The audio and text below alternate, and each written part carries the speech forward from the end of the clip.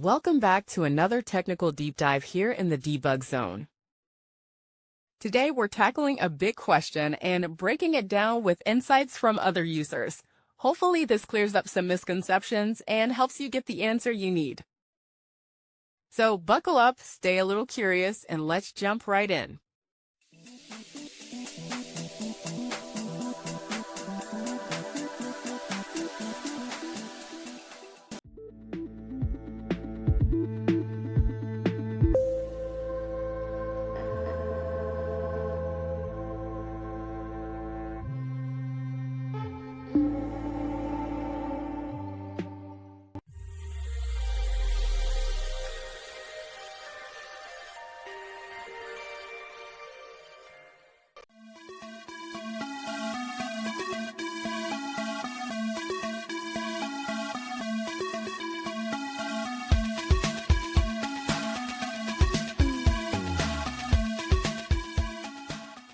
And that's a wrap.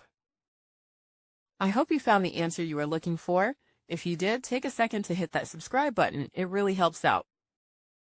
And let me know in the comments which solution worked best for you. See you next time in the debug zone.